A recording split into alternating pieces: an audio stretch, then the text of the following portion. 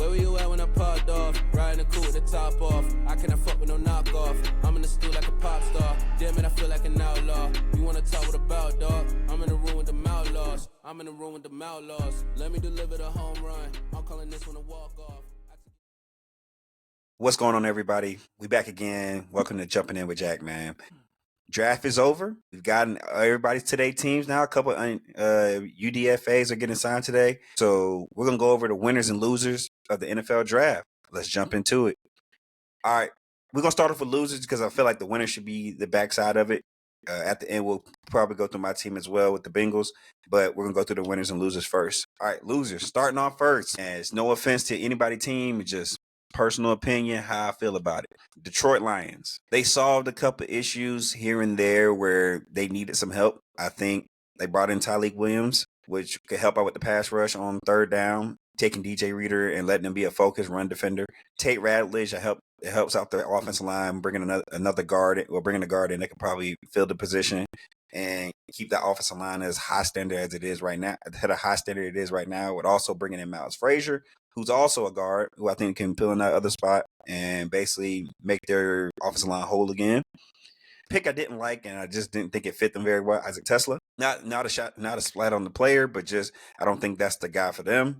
And then we'll go with, for me, I just think that they got Isaac Tesla, but in the 7th round they went right back and picked up Dominic Lovett, which I think at that point tells me they're just looking for a speedster. They're looking for a guy that can stretch the field at the slot position and probably give Amon-Ra St. Brown a couple more plays on the outside. Looking at the safety, they went and got Dan Jackson. I think that's a good box safety. He comes down, hits hard. He's probably going to be in the box a lot. If not, they might move him depending on his height, weight when he comes into camp.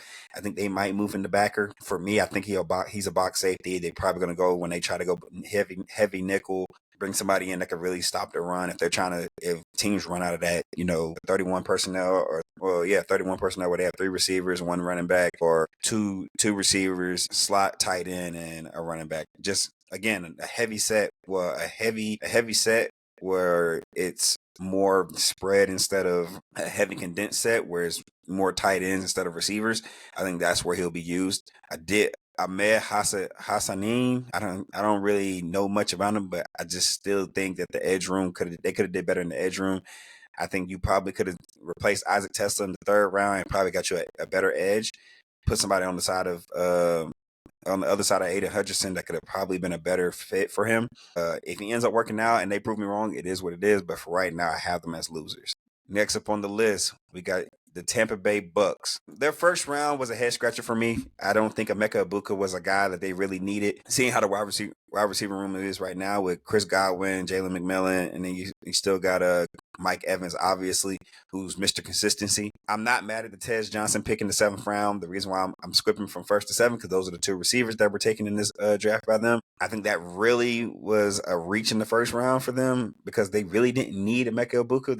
They could have really focused on getting a better edge or a better pass rusher, and it probably would have been a better situation later in the draft because you probably would have been able to go a little bit more versatile in the sense of where you were going. If you wanted to take a receiver late round, Tez Johnson could have been your pick, and you could have had Tez Johnson, McMillan, Evans, and Godwin and been fine. I feel like everything else could have been towards beefing up the secondary, beefing up your edge room, beefing up your linebacker room, whatever the case may be. Because right now, I don't think they don't have a guy right now that can fill that linebacker space if Lavonte David retires. So I just think that would have been a better space for them. Now, outside of that, I love Benjamin Morrison. I love Jacob Parrish from Benjamin Morrison from Notre Dame, Jacob Parrish from Kansas State. I love those 2 picks right there. David Walker from Central Arkansas. Don't know much about him, but I have heard that he's pretty consistent, pretty good. He lacks a couple of things in the sense of certain skills, certain move sets, but I've heard he's a pretty consistent player. Elijah Roberts, consistent player at SMU, did his thing at SMU. I think that's a good pickup, but I just think they wasted 2 picks with Emeka Egbuka and Tez Johnson. I don't think Emeka Egbuka is a bad player, but I think he's the wrong team chosen. I think they could have let Emeka Egbuka walk and then kept Tez Johnson and then in the 7th round and then gave somebody with great, in the sense, Jahad Campbell maybe, and had Lavonte David replacement and probably future Lavonte David. But again, That's just me looking at it from a perspective of they already have a stout wide receiver room. I don't know why wide receiver was your number one option in the first round when the board fell pretty good when it came to linebacker and edge. So it just was for me a big question mark. But I'm not going to question Todd Bowles because Todd Bowles is the head coach, the owner, proprietor in that sense of that team. So I'm going to take him. I'm going to take his, decision making here and see where he goes and see how the season plays out for the Tampa Bay Bucks. Next up, the Minnesota Vikings. Didn't address corner. Don't understand how you don't do that. Didn't address D tackle. Didn't address safety. Harrison Smith's 34 years old now. Still haven't addressed safety. They addressed it. They addressed the slot receiver for wide receiver, i.e. getting KJ Osborne's replacement. But again, defensively, they addressed guard with Donovan Jackson, which is great. But again, defensively, they did not fit the bill. They bring in Kobe King. Okay, cool. Still haven't addressed the corner. And their secondary is putrid at the moment with only re-signing, I think, Byron Murphy. And then I think they brought a couple other guys. I'm going to bring it up right now. 1 second. But I just think, again, it was one of those things where I'm just trying to figure out, like, how do you go into the season and you don't bring in anything to help your room any young talent to help your room where your room is really stressing right now. I think they really could have did better. They really could have did better and brought in a couple other guys. So they bring back Byron Murphy. They signed Isaiah Rodgers, Jeff Okudah, and Tavir Thomas. Now, if you tell me right now they couldn't have brought in a young corner to help that room or to youth in that room, you're lying to me. Because instead of Kobe King or Ty Felton, who I think they could have gotten later rounds, they definitely could have went Kobe Bryant. They could have went Melo Dotson. They could have went Darian Porter. It was so many. Dorian Strong was also there in the third round. They had a lot of corners they could have went to in the third round. They chose Ty Felton. Kobe King, that's fine. Tyrion Ingram Dawkins, I think that was a good pickup. Gavin Bartholomew, sure, why not? But the fact that they didn't address corner kills me. The fact that they didn't address safety kills me. But again, maybe they just didn't think this was the class. I'm just saying Xavier Watts didn't leave to, I think, the fourth round. Well, third or fourth round. You tell me y'all didn't see Xavier Watts up there as one of your top safety picks?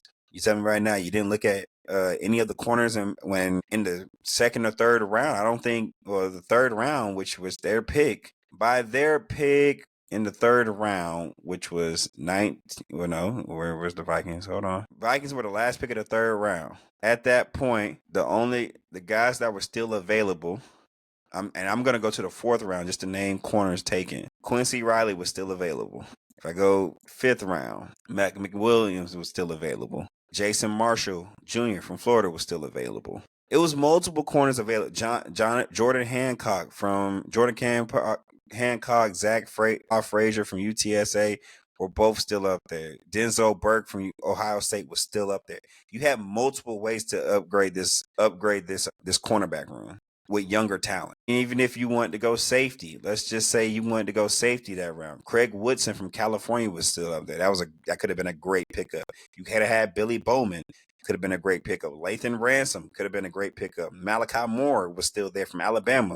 Could have been a great pickup. You have multiple ways to upgrade that secondary, and you didn't do it. So when Harrison Smith falls off the cliff because of age and athleticism, and he's already showing that now because of the fact that the defense is getting, your secondary is getting older and older. Not to mention, he's getting older and older. You can't beat Father Time when it comes to playing a physical game like this. There should have been a high priority to get safety taken care of. Just that, put another guy in that room to be able to help them. But I digress. Let's keep it moving. Kansas City Chiefs. Now you're going to say, but Jack, they got Josh Simmons. Josh Simmons doesn't solve that room. Yeah, you could put some of my in the guard spot, have still Creed Humphreys, move Trey Smith going to play right guard again, and probably put Jalen Moore at the right tackle.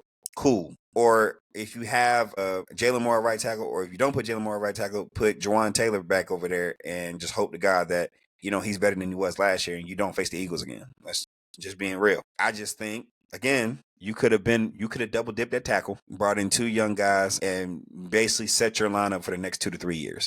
Instead, they went one offensive tackle. That's cool. I like Omar Norman a lot, but again, he's a third down D tackle for me. I just think he did it at Tennessee. They probably have him in the same role, and a lot of teams are starting to adapt that same thing that the Eagles did this year with playing multiple defensive linemen, having a rotational defensive lineman, having guys that could come in fresh legged on third down to really up the pass rush percentage, your successful pass rush percentage. So then I love Ashton Gillette to add to that edge room. I thought that was a really good pick. Noel Williams, I think that was a fine pick for where you got him at. Again, I think their secondary isn't the problem. I think more so they should have been focused on trenches. I think trenches were really where they were low at, but at the same time, I understand why Noel Williams is coming there. He's probably going to put another young body in that room to continue the process going where they just continue to produce very well and very productive corners. Jalen Royal, I think he has a spot on this team, but I don't know how the wide receiver room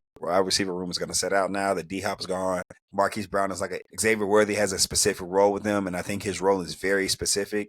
And I'm not saying he can't be anything else, but I think his role in that offense is very detailed, and I think they love where he's at. So I think Jalen Royals is coming in to either be what DeAndre Hopkins was, or because he has a very good curl route, and I think that was what D-Hop was really there for finding the space in the zone, dropping into drop between those mid reads, catching the ball, get down, or catch the ball, make a play out of it. So I think Jalen Rose will have him play. Jeffrey Bossa, I guess this is probably going to be that Nick Bolton kind of understudy, kind of let him sit there, study under Nick Bolton, understand the defense.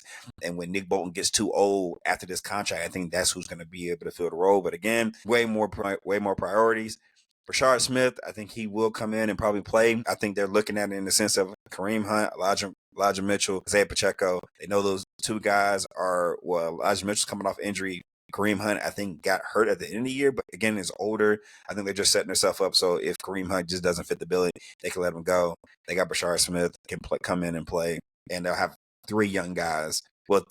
Two guys that are in the sense of veteran now, and then a young guy that can come in and help out young legs, fresh legs. So I think, again, I don't think it's a horrible draft, but I don't think they filled the billets where they needed to. And again, that's what kind of puts them in the loser category. I don't think they're, the number one losers on the block. I think if they're teetering in the neutral tier where they're like, okay, if these positions work out and they solve X, Y, and Z, it makes them go from losers of the draft to, bro, what are we thinking? This draft was amazing. So that's why they're in the loser category. But they're teetering out. So if this was like a 1 through 5, they're number 5. If not, best 6, and they were teetering with a team. So again, continuing on. Last team on the block. I'm sorry to say it. It's not a hating thing. It's not because they're in my division thing. It's just how the draft went. Pittsburgh Steelers. Yes, they got Cam Hayward's replacement. We love it. Good job. Great job. Caleb Johnson. Great job. What was the point of Jack Sawyer? Your defense does not fit Jack Sawyer. Jack Sawyer is not an outside linebacker. Just honestly speaking, you're not going to drop Jack Sawyer in the coverage. You're not going to do none of that. So where's Jack Sawyer going? Because he's not big enough to be a edge in the defense. He's not big enough to be a 3-4 defensive edge. So that's my question. Now, Yahya Black, okay, you're probably just adding another guy to the room just in case, Derek Harmon's hurt or something, or Cam Hayward gets hurt. You got two guys you can put in. But also, you probably add to that right. He's probably going to play one of those right and left ends, probably inside techniques. That's probably going to help out in the pass rush and puts another body in that. Will Howard, you had 3 chances at Shedeur Sanders. I don't know why you wasted them and you went and got Will Howard. And now you're going to have to either, one, confide to Aaron Rodgers or trade for Kirk Cousins and pay that bill. When you could have just got Shedeur Sanders for the free ski because he didn't get picked to the 5th round. So whose fault is it really that you had to settle with Will Howard? Carson Brenner, linebacker room, don't really care about. You already got Patrick Queen, kind of already solidified there. You might have needed the guy, but again, you could have went higher with Jackson. You could have took Jack Sawyer's pick away and went and got a corner and helped out JPJ. Could have got a safety and helped out Minkah Fitzpatrick. But instead, you went to pass rush, and again, that's fine. I understand. You want to get if you can't rush the passer, your secondary doesn't have to do much. But at the same time, the Chiefs and a couple other teams have showed y'all, bro, when you don't get home, your secondary is very vulnerable. Your secondary is terrible. Because once you, yeah, JPJ might take a guy away depending on how good he is, but JPJ even had problems with top receivers. So with that being the case, why not add a cornerback to the room that can come and help a lot more? Beef your secondary and let your pass rush. Yes, your pass rush is going to be a little older. I'm not mad at Derek Harmon pick. I'm not mad at the Caleb Johnson pick. The Jack Sawyer, Will Howard, Brenner, and I even say Dante Dent and Dante Kent. You could have got a higher stouted player and probably been in a better situation. And I ain't gonna lie, Dante Kent's not the problem, but I'm just saying you could have had more in your secondary room and made this draft 100% better than what you took. You could have had Shedeur Sanders for third or fourth round pick. Instead of now he's paying now you're paying Shedeur Sanders, you're probably starting quarterback, third or fourth round money, and you're literally gonna get him for cheap. Dimes and pennies instead of paying him what you would have paid him in the first round. But instead, you sat over there on your butt and watched, trying to see how late you can go before you have to actually spend the bill on him. And the Browns come up and trade up to get him in the fifth round before you can even get a chance to even take a swing at him. But instead, if you would have just drafted him in the fourth round like you needed to, you would have been fine. You would have had your quarterback of the future, and you could have just been like, if Aaron Rodgers doesn't want to come here, we can just rock out. And if he's bad, if Shedeur Sanders doesn't fit the bill, you still have your first round pick for next year with possibly a better quarterback class. What's the problem? My point exactly. So again, this is not me picking the Pittsburgh Steelers because they're a division rival. Yes, it's F the Steelers when we see them, but in this sense, we're coming from a open mind point of view. The Pittsburgh Steelers had multiple opportunities to make their defense, their secondary better, add help where you needed to, add replacements where you needed to, and they didn't follow through. They got one replacement, that was Derek Harmon, and Yaya Black is a part of that, but you could have did a lot more. These teams, all five of these teams had situations where they could have done more to help their team needs or help their rooms that are growing immensely old, and they didn't do it, or they just are in situations where you have to bet, they're betting on their rookie class to be the rookie class, like one of the best rookie classes. And I just think that's hard to do, especially in the NFL when you are literally facing guys who are going to torment those guys who are rookies. And I mean like on opposite team, because they see a rookie on the field, they're going to go at him. They're going to see what he's made of.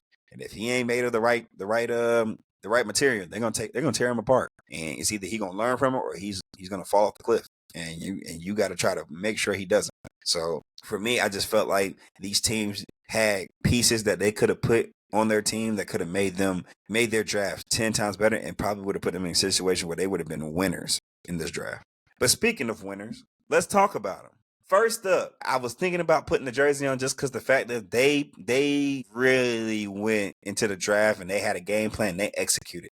I think from the time they figured out that the Jags traded up and they figured out and they saw how the draft went, this team put it together beautifully. And that's the Carolina Panthers. Pat McMillan in the first round. Love it. Give Bryce a guy that he can throw a one-on-one to, and he feel like it's a 70-30 ball. Not a 50-50, a 70-30. I feel like that's a perfect situation for him. Nick Scorton, bringing a young pup to come in and play edge, and next to Derek Brown, who's probably going to pick up a double team, is going to be beautiful. And not only that, you go right back and double dip the next round and get Princely Umana Mielon, and you put him on the other side to help him out. Again, another edge to put some pass rush in the room. You bring in Trevor Etienne because Jonathan Brooks is going to miss this whole year trying to get back healthy. So now you get another young pup at running back. So when Jonathan Brooks comes back, he's not in no rush. You have Trevor Etienne, Chuba Hubbard, and when Jonathan Brooks comes back, Jonathan Brooks. That's a dominating trio. I like that trio. Trevor Etienne can catch the ball. Chuba Hubbard can catch the ball. Chuba Hubbard can run inside the tackles. Trevor Etienne can run outside. Hubbard can also run outside. But again, if I can save his legs some, that helps. Then you go and get Lathan Ransom, which is a safety from Ohio State. Another guy that can fit the bill because they bring back Nick Scott, but Nick Scott's not what they need. So they bring in Lathan Ransom, a guy that just come off a national championship, played in a great defense, played great in zone, played his position very well, played that deep third, if not deep half, to the best of his ability. You go and get Cam Jackson from Florida, another guy to put alongside Derek Brown. I think that helps him immensely and puts another guy in that D tackle room that could possibly cause some havoc. I'm not saying he's gonna go in there and be Derrick Brown Jr., but again, puts another guy next to him. Mitchell Evans from Notre Dame tight end, just add him to the tight end room. You bring back Tommy Tremble. You have Jatavian Sanders. You add this guy to the room. Now you're cooking with a 3 tight end lineup. If you like what you got there, that's great. Then I think one of the most underrated picks of the draft, Jimmy Horn Jr. I think this was an underrated pick. I think right now he goes in and he's probably going to fight for that slot position. He's a great route runner, very speedy, knows how to get off the line, knows how to run routes very well, can catch the ball, high point the ball. He can go get it. If it's down the field. He got the speed to go get it. But also he helps in your special teams game. He can return kicks. He can return punts. So if you don't get him as a starter as your number 3 or number 4 receiver, he comes in and is probably your number 1 special teamer. So XL, hey, they just showed you, hey, you're replaceable, brother. You need to put it together. You need to get in that lab. You need to be with Adam Thielen all offseason, getting your footwork ready, getting your releases ready, getting your breaks out of routes ready. Because guess what? If you don't put it together this year and this guy comes in and he starts showing that he can fit the billet, bro, you might have to move to the outside and figure it out, because they didn't just waste a pick on you because you were just there. No, you have talent, brother. So let's put it together, because if they can move you to the outside, put Tevin Miller on the other side, and then put Jimmy Horn Jr. and Jalen Coker in the slot, or Jalen Coker on the outside, Tevin Miller on the outside, and then put you and him go spread and put you and him in the slots, that's dangerous. That's what we call a offensive powerhouse. That can put you on a new category of offenses with this running game, because this running game is just as good with Chuba, Trevor Etienne, and Jonathan Brooks. So they have the pieces now on offense. They put the pieces together on defense. Now I do wish they would have went corner and put a corner in this and put a corner in this room. But again, Asante Samuel Jr. is still out there. Carolina, let's talk about it. He might be small, he might be a little short, but he plays great in zone. He has a pretty okay man coverage as well. I think that would be a great pickup for y'all. And if you want to add a free safety to a veteran free safety, and you need a guy out there that can really, really fit the bill, because if I'm not mistaken, I think y'all picked up did y'all not pick up a safety in free agency? Yeah, y'all brought in Trevor Moehrig. So yeah, again, I like this. I like this a lot. I think right now y'all could really go up there, and y'all brought in Rico Dowdle as well. So that running back room is stacked. So if y'all really want to go in and put a team together, all you have to bring in Asante Samuel. That would be my last pickup for y'all for free agency wise. Sign him to a 1-year, 2-year deal. Let him get this season in. If you don't like him, you got him on a 1-year deal. If you like him, sign him to if you 2-year deals. If you like him, bring him back and extend him his 2nd year. If you don't like him, let him go. You're on a 1-year deal. You're on a 2-year deal. You played 1 year. We didn't like you. We're not gonna bring you back the 2nd year. Cool. But that's Carolina. Next up, we're gonna talk about the team that had the number 1 pick in the draft, the Tennessee Titans. Let's get it. Another team filled the slots that they needed to fill. Number 1 overall pick, Cam Ward. Love it. Quarterback position needed. Quarterback position filled. Love it. Owafemi Oladejo. I think they could have got him a little later, but still good pickup. Bring another guy to the edge room. You just lost Harold Landry. You need a guy to go fill that edge spot. I think he can do it. The most underrated pickup for me in this whole Titans draft, Kevin Winston Jr. They bring in the guy from Penn State. Didn't have a great year last year because he got hurt, but the year before was one of the best safeties in college football. I think this is an underrated pickup. I think he's going to be their starting safety by the time season starts. And it's not even like an if. I think it's just when. I think he will be starting and being their number 1 safety by the end of the year. Next year. Well, this upcoming year. He will be the starting safety by the end of the next year.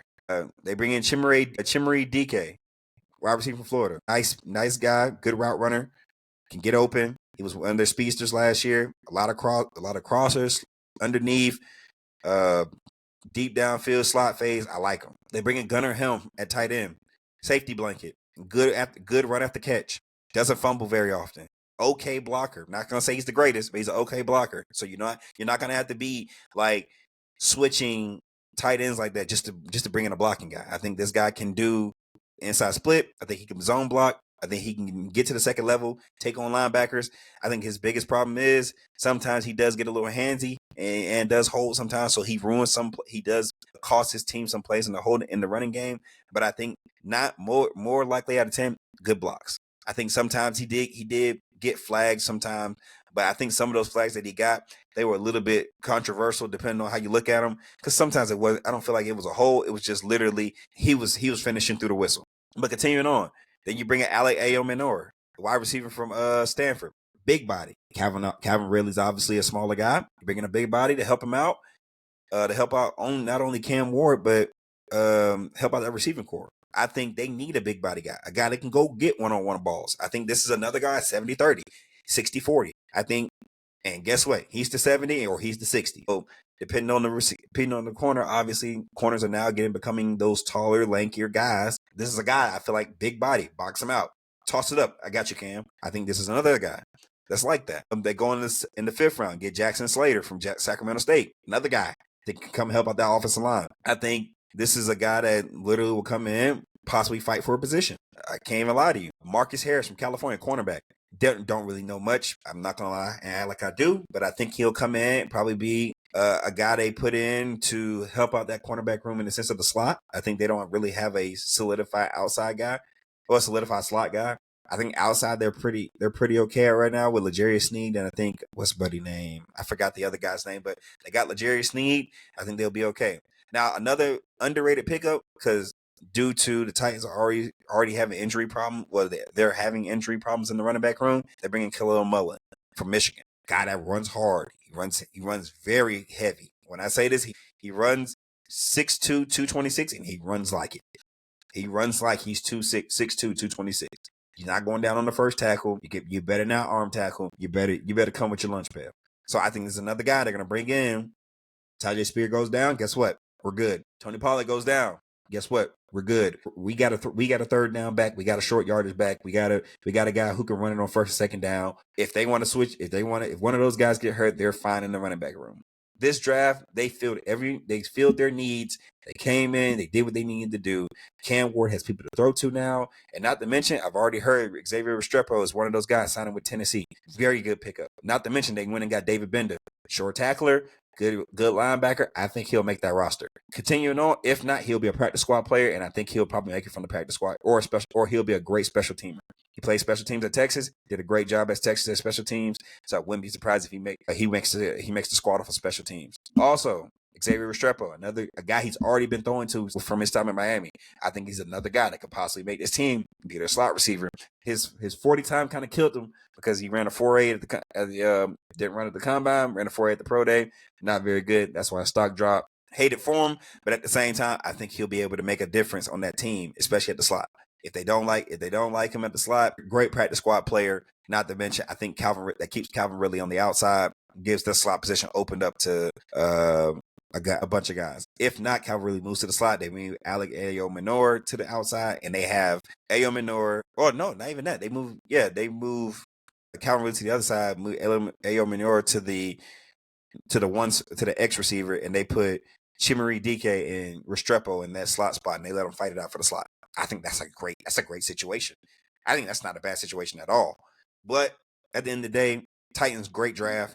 Can't ask for nothing more. Now, obviously, I wouldn't be me if I didn't talk about this. I wouldn't be this show if I didn't talk about this team because they did it again. Roseman, you're a god, dog. I don't know how you keep doing it, but you keep putting together drafts that just don't make sense.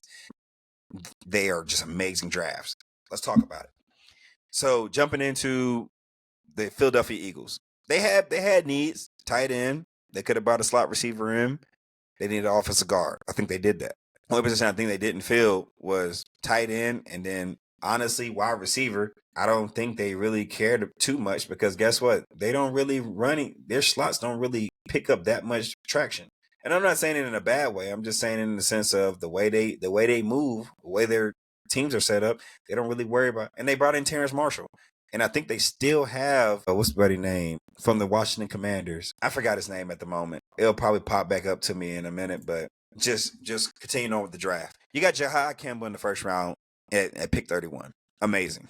You still got Braun. He's coming back for another Bond for another season. Zach Bond for another season. So you got Zach Bond solidified. You bring in his replacement / understudy right now. Jahad Campbell's gonna literally be able to sit there and study under Zach Bond for the next 2 years. And not to mention, it puts him in no rush to be on the field, and he can get his shoulder healthy if his shoulder's still messed up in a bad way. Second round, you go grab Andrew McCooper, a playmaker, a guy when he was at Clemson, playmaker. When he went to Texas, playmaker. Found the ball. Great instinct. Great guy that you put in the locker room. He's not a guy he's not selfish. He understands defense. He understands offense. He's a great guy in the film room. I think this is going to be a perfect guy to match up with Blankenship and DeJean and all of them. I think this is going to mesh perfectly. Ty Robinson, another D tackle to that already stout D tackle room. Mac McWilliams, they bring him in cornerback room. I think again he'll be a guy fighting for that other side, or for that slot or other side corner, because the fact that they already have Cooper DeJean and Quinyon Mitchell, I think this is obviously a move where they're just like, okay, if you can come in and put DeJean in the slot and we can just move you to the outside, that's fine. If not, we'll move you to the inside and let DeJean play outside. We know he can play both. He's another cornerback that's probably going to find his way onto the field. Shmuel Munden, again, another pickup. I think they're looking at it like, okay, we usually can play 2 linebackers on the field. Why not have a situation where we can put Jahad Campbell anywhere and put Shmuel Munden back there and let him just lurk the field? I think this is a great pick. I think that's a great pickup. Jahad Campbell will be your bruiser. Shmuel Munden will be your coverage guy. You let Shmuel Munden go out there and be your versatile nickel passing down. They they got to pass. They're up 14 points. They got to pass. You're pinning your ears back on the defense line. You know they can't run. Shmuel Munden's in the game, and you put Zach Bond and Shmuel Munden together, and they play coverage like no other. Or you can put Jahad Campbell in the game and Shmuel Munden, and just have young guns just running around. And I love it. They bring in Drew Kendall on the offensive line at center. I think this is again just another depth piece.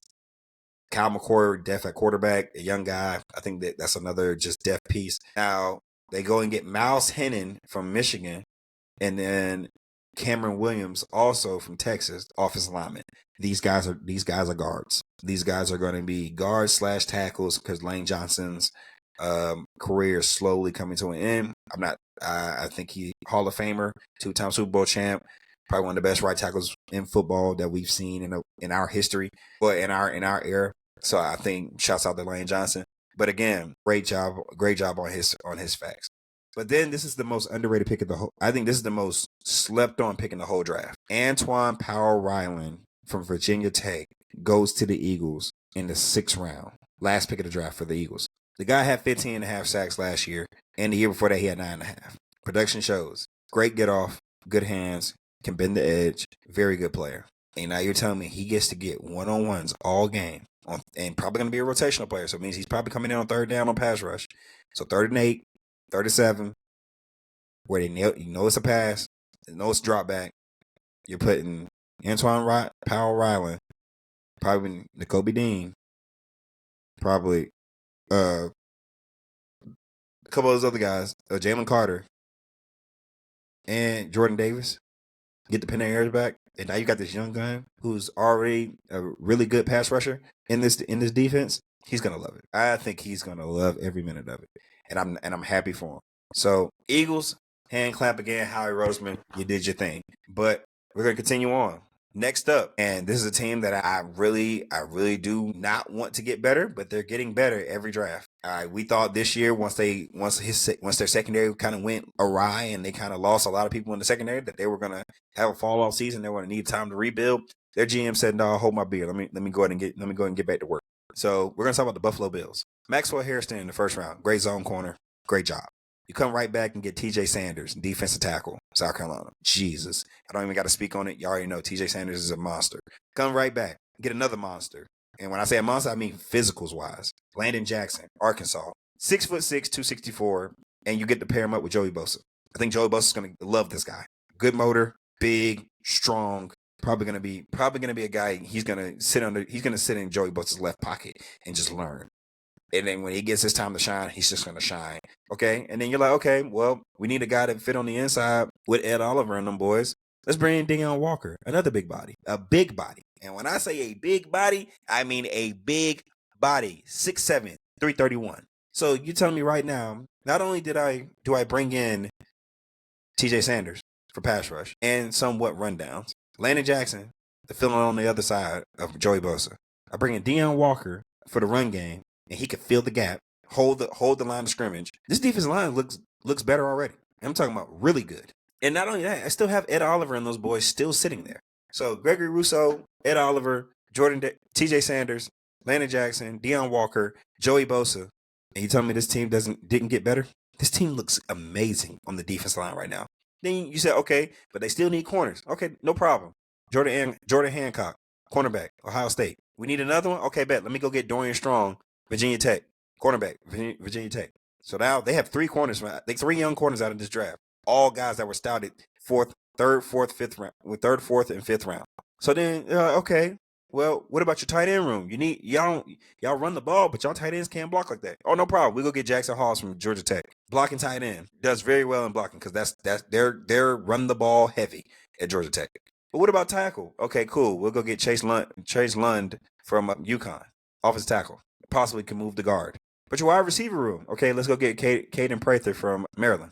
So they went in and they went in. The only position they didn't go for was safety. And I wouldn't be surprised if one of these corners turned to a safety. I wouldn't be surprised for it. I would not be surprised. Now, do I think it's going to happen? No. I think they're going to go three young guys. They're going to probably go three young guys and maybe try to tween one of these guys to be a roll cover safety. Because they still have Cole Bishop from last year, and they just need probably a strong safety to fill in. But I think DeMar Hamlin would. I don't think they have DeMar Hamlin anymore, or I think they do, but I'm not sure. Let me check. All right, so bring in Josh Palmer. Got Joey Bosa, Larry Ogunjobi, but he's suspended for the first couple games. Ty Johnson, that's fine. They bring back Tre'Davious White, which is good for these young corners. They have a young guy to put in the room. Yeah, DeMar Hamlin's back again, so they have it, and they brought in Derek Forrest. I like this. Yeah, they're fine. I think the Bills are fine. The Bills are fine. They will be fine at safety. They just need these young corners to be what they think they are. They already got Benford. They got Tre'Davious White. And they're bringing three young corners in to learn up under Tre'Davious White, who's an excellent zone corner and an excellent man-to-man corner. What more can you ask for? Tre'Davious White is probably going to be there just to coach. He's probably going to play, but he's probably going to be a coach if he gets hurt. And they're probably going to have him train these boys and be dogs. And if they get three corners to sit up under Tre'Davious White and they learn and they're like that, the Bills are going to have one of the best secondaries in all of football if they get this right. So altogether, great draft. I think the defensive line got solidified. The linebacker room now is still a little bit shaky, but it's not in the sense of bad shaky. It's just like dudes are getting older. But at the end of the day, that defensive line is going to hold that line of scrimmage like it's no. That front seven is going to be hell to deal with. So we'll see what happens. But last pick, and it took me a while to kind of figure out if I wanted to go New England or this other team. I decided on the other team. New England, you had a great draft as well, but I just think this team did a little bit more. It had a little bit more oomph to it, and it's the Seattle Seahawks. I think their draft fits them very well, and it also fits to their strengths. I think they also have to where now they're young, and where they were young, where they're young now, where they were old, and they're old now in certain positions that are okay to be old in. They went and got Greg Zabel, first round. Love it. Bring him in. He's probably going to start for you immediately. Nick Emanwari. Guess what? McDonald just got his Kyle Hamilton. Congrats. Welcome. Guy's a dog. He's okay to play. He's good to play against big body guys. He's fast enough to stay with the quick guys. I think it's a perfect pickup. You bring in Elijah Arroyo from Miami, tight end from Miami. That fills that tight end spot. I love it. Good pass catcher, good route runner. You could get up the seam. I think this is a great pickup. You bring in Jalen Milroe. Now your run game has a little bit more of an edge to it because now if you want to, Jalen Milroe can come in, and if he somehow gets in the game, you have a good QB run system. You also got a good read option system or zone read system. It makes good for you. You bring in Riley Mills, D tackle Notre Dame, just because you lose Puna Ford, you need another guy in the room. I think that's a perfect situation. Then you come back and you grab Bryce Cabeldu, Kansas offensive tackle, which again I think he'll be converted to guard or he'll stay at tackle, but I think they might be converted him to guard. Robbie Oots, tight end Alabama, another tight end room. I think he's more so run game. I think he's more run game than pass game. But again, great pickup. You bring in Damian Martinez for the cheap because your running back room can't stay healthy. Kenneth Walker can't stay healthy. Backup running back, Charbonnet can't stay healthy. There's a great third back to put in the room to take the load off of, will take some of that workhorse off of Kenneth Walker and Zach Charbonnet. And another guy who's big, he's fat, he's kind of fast, and he's not hard. He's hard to bring down on the first hit. Great pickup. Mason Richmond, I think, again, another guy, good run blocker because I was known for running. He'll come in, probably fight for a position. If not guard, probably tackle. Ricky White. Oh, now this is, I didn't mention this in the first because I already passed his pick. I didn't mention him first.